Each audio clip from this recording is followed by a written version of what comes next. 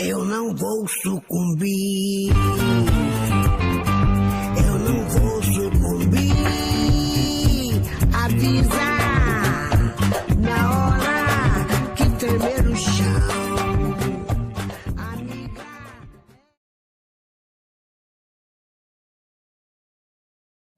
Olá, bom dia, boa tarde, boa noite, a depender do horário que você esteja vendo este vídeo.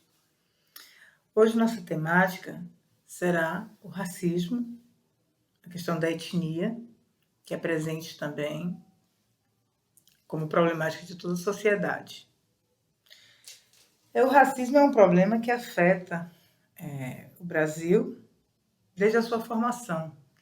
Isso é uma questão que já traz todo um cabedal histórico, patriarcal, de mão de obra escravizada, e mostra diversas formas e segmentos de racismo no nosso contexto de vida. Então, o racismo ele pode se constituir quanto estrutural, porque ele vem de uma estrutura, né, da sociedade como um todo. Então, isso já é uma questão que traz um histórico de patriarcado, como eu já havia dito, e que ele traz consequências na atualidade e que é um combate constante para que se chegue a uma equidade nesse sentido. O racismo explícito, que é um racismo também imposto na nossa sociedade, que é aquele que é evidente, em que as pessoas não fingem e nem fazem questão de omitir. Então, é um racismo claro, evidente. Nós temos aí várias provas aí de questões relacionadas com esse tipo de racismo, em que as pessoas muitas vezes se deixam ser filmadas, não têm medo das consequências, né? Não tem receio, digamos assim, das consequências que isso possa causar, esse preconceito. E ele é até televisivo aí, que nós percebemos em várias reportagens aí que nos são mostradas. E o racismo institucional, que é um racismo que vem de instituições, né, que adotam posições racistas em suas atitudes. Então, falando-se de racismo, nós temos esses três segmentos de antemão, para que a gente adentre agora numa questão da problemática de você lutar enquanto coletivo, porque é uma luta que não pretende uma individualidade, é uma luta que tem uma extensão bem maior, né? Uma extensão social, uma extensão espacial bem ampla, né? O racismo não acontece só no Brasil, né? Nós temos esses países que existe essa mesma problemática. Então, uma das estratégias que nós podemos utilizar é o aquilombamento, né? Tem vários grupos aí e entidades que trabalham com o aquilombar, que é você se unir para fazer essas lutas, são necessárias, são imprescindíveis para que a gente busque a equidade e a igualdade de direitos, independente de quais sejam as características de cor ou de fenótipo. E essa é uma das estratégias que pode ser feita, inclusive, na educação, primordial que seja feita. Porque a escola, a educação é um dos mecanismos mais importantes para a equidade, para o conhecimento e para a igualdade de direitos a todos. Ao falarmos da questão racial e educação, nós recorremos logo à Lei 10.639 de 2003, que é reforçada pela Lei 11.645 de 2008 e que fala da obrigatoriedade do ensino das questões étnico-raciais na escola, e que nós percebemos que, após muitos anos dessa lei ter sido instituída, as escolas ainda se encontram com grande dificuldade de fazer esse trabalho, porque ainda existe as questões religiosas focadas nesse contexto, em que não se assemelha a cultura africana à cultura brasileira. Existe uma distinção correlacionada à religiosidade, principalmente, sem se perceber que existe uma inter-relação cultural aí presente e que deve ser falada e que deve ser exposta, né? Então, existe um preconceito muito grande ainda em relação a essas questões, de desconhecimento das questões culturais em que são posicionadas questões religiosas distorcidas, não são reais. E aí eu trago a proposta de se pensar que a própria educação, muitas vezes, ela é excludente, ela não trabalha essa lei. Porque quando nós percebemos no livro didático que ele não comporta essa lei, ele não traz para o professor material disponível para que ele possa trabalhar esse contexto. Inclusive, eu perpasso pela questão da interdisciplinaridade, que é muito importante. Não é necessário que apenas história ou geografia falem das questões afrodescendentes, das questões culturais, dessa inter-relação étnico-racial. É necessário que todas as disciplinas falem disso, proponham toda essa discussão, porque é uma discussão geral, ela não é diminuída nem sistematizada em algum outro segmento, ela faz parte de um contexto social da sociedade em geral. Então, a gente já traz a proposta do livro didático que não traz essa abertura. Quando eu perpasso pela questão também da literatura e da língua portuguesa, a gente percebe essa deficiência também nas análises de livros didáticos. E o que é mais preponderante e que nós devemos pensar enquanto professores, na possibilidade de se trabalhar adentrando em outros espaços, com outros argumentos, com outras atitudes que não sejam aquelas vinculadas ao conteúdo ou apenas ao livro didático. Então, a gente precisa buscar outras ferramentas, E aí eu trago algumas propostas que foram observadas durante toda uma trajetória de educadora e de pesquisadora, na educação de jovens e adultos, no campo da educação básica. Mas antes de falar das questões educacionais pontuadas, vamos fazer um tour no geral. E aí eu trago algumas questões para serem debatidas.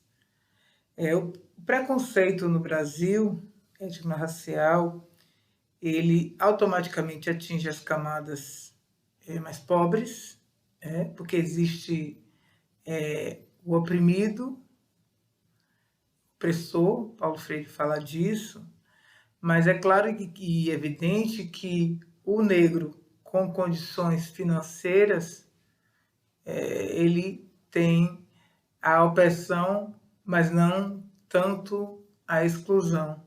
Ao contrário do que não tem condições financeiras e também é negro, ele perpassa pelas duas questões, ele é excluído e ele é oprimido.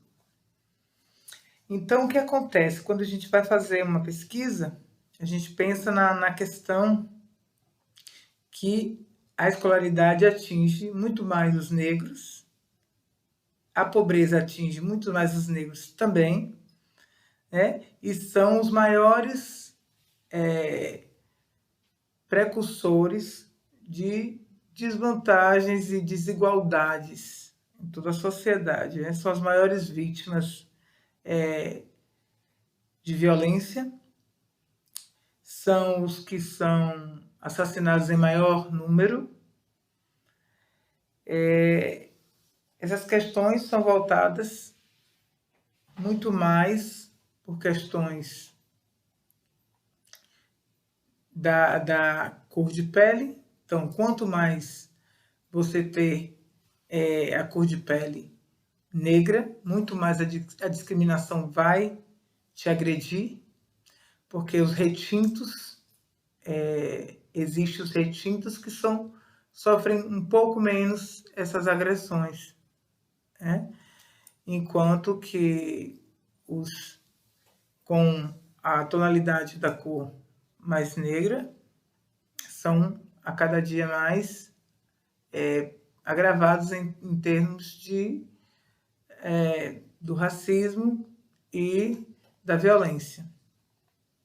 Aí eu trago alguns dados aqui de uma pesquisa do PNAD de 2019 em relação à educação e em relação ao que atinge essa educação na questão do negro. Então vamos lá. Falando de educação, eu trago aqui alguns dados do PNAD de 2019, em conjunto com o IBGE, que fizeram uma pesquisa esse ano e que apresentam alguns dados. Então, dentre esses dados, percebemos as desigualdades bem marcantes quando se tem 71,7% de jovens negros fora da escola, em detrimento de apenas 27,3% de brancos. Então, a gente percebe um número totalmente elevado de pessoas fora da escola, negras. A desigualdade de acesso à educação apresenta grandes índices de analfabetismo entre os negros.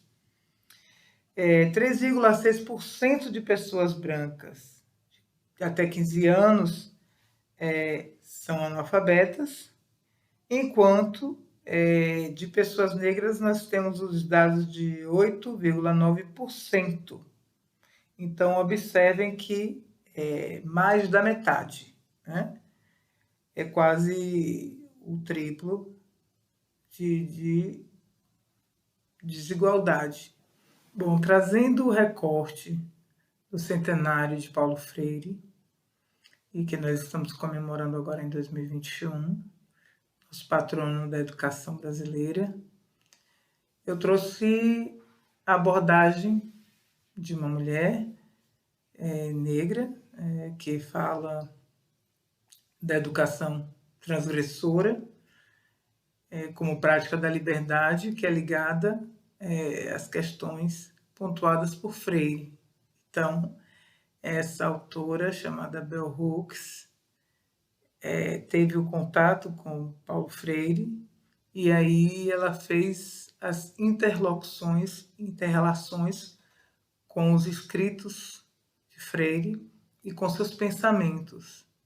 Então, ela conheceu Freire e teve todo esse pensamento, esse diálogo em prol de falar da educação como um processo de transgressão, que é essa proposta da educação na sua realidade.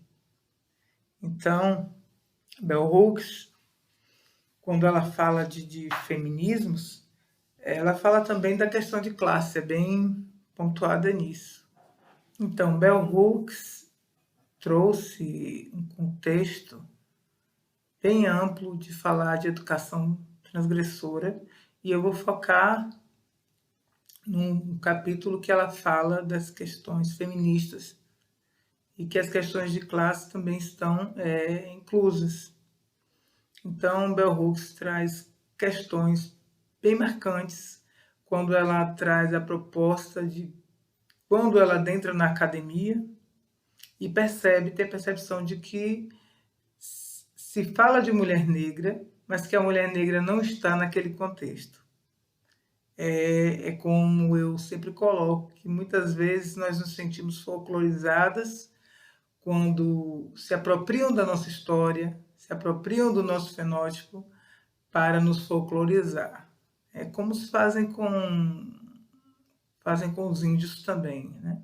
É uma questão de folclorização, isso incomoda bastante.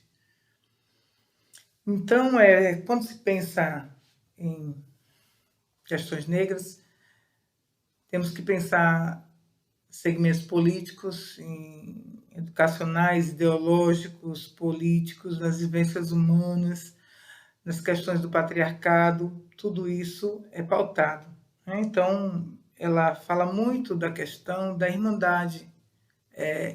Não é que você não queira as pessoas brancas, não é essa questão de racismo reverso, não é isso. Ela fala da questão da irmandade, as pessoas estarem junto em prol de uma luta coletiva, né? Não por um modismo, não por um oportunismo, não por essas questões, mas uma questão de igualdade, de pensar na questão da humanidade, da emancipação do ser humano, como nos propõe Freire.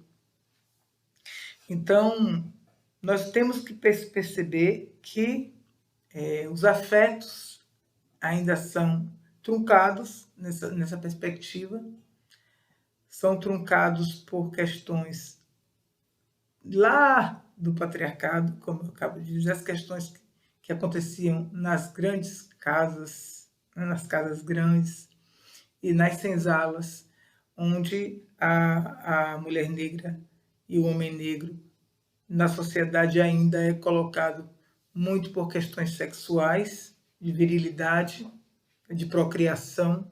Ainda existe esse histórico, lamentavelmente. Essas questões são pontuadas, que historicamente as escravas hoje são também muitas domésticas, que são escravizadas. É uma forma velada de escravidão, mas elas existem. E nós temos casos extremos aí que aconteceram, que vem acontecendo, de cárcere privado dessas domésticas, dessas mulheres negras, na sua grande maioria. O que percebe-se que é um processo histórico que continua, de uma forma velada, mas ele continua. Agora eu trago aqui algumas sugestões de autores que podem ser pesquisados, que falam da questão do negro. Temos aqui Lélia Gonzalez, Angela Davis, que fez parte dos Panteras. Angela Davis está aí fazendo um trabalho aí muito importante nesse segmento. Temos também, quem puder, dar uma pesquisada em Malcolm X. Malcolm X também teve uma grande importância na questão da luta negra. Temos agora as nossas escritoras, literaturas e poemas são com essas mulheres negras assim, potentes, que é Conceição Evaristo, que está aí fazendo uma caminhada linda, né? Ganhou seu prêmio Jabuti, foi reconhecida internacionalmente, maravilha com suas escrevivências. Temos a nossa querida Carolina Maria de Jesus, né, que trouxe aí todo um histórico lindo no seu Quarto de Despejo, né, com uma obra maravilhosa. Ela nos deixou esse presente. Temos também a Nilma Lino, que está aí, com várias também publicações. Sueli Carneiro, também, traz as suas contribuições. Neuza Santos, aconselho que vocês leiam o livro Tornar-se Negro. Temos também o Munanga, que está aí também na caminhada, conosco falando dessa temática que são autores assim fundamentais. Temos também o Silvio Almeida, que fala do racismo estrutural, e temos vários autores que já falam disso. Temos poetisas, poetas, músicos, literários. Nós temos todas as áreas repletas de negros inseridos. Então, cabe a nós propagarmos e pesquisarmos e conhecermos. Bom, para finalizar, eu vou deixar aqui alguns adendos que nós possamos tratá-los nas nossas salas de aula, como, por exemplo, a autoestima. É importante.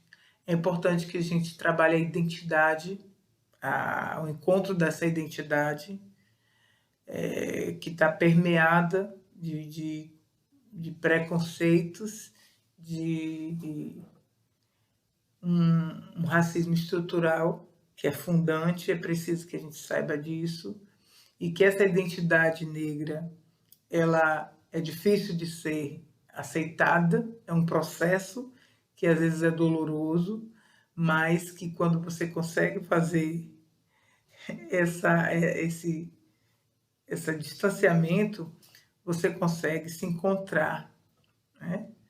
E essa proposta que é trabalhar com a afrodescendência, com a questão do negro, com a questão do racismo, ela propõe um ideal de coletivo, um ideal de sociedade, não é algo isoladamente. Então, a escola, a educação está aí para ser um coadjuvante principal nesse processo, que é na escola em que o indivíduo adentra com a busca de conhecimentos e com a troca de saberes. Então, ele traz saberes e ele também leva saberes. É esse o processo da educação, né? Como Freire nos diz, que nós somos seres inconclusos, inacabados. Então, a pesquisa, o conhecimento é inerente à educação, é inerente ao ser humano, e à sua constituição enquanto sujeito social, político e cultural. E aqui eu finalizo agradecendo. Aperte lá o nosso sininho, faça a sua contribuição e vamos difundir conhecimento e saberes, porque é um bem que a sociedade pode abraçar e fazer a mudança acontecer. Ok? Obrigada a todos e até o próximo. Eu não vou sucumbir.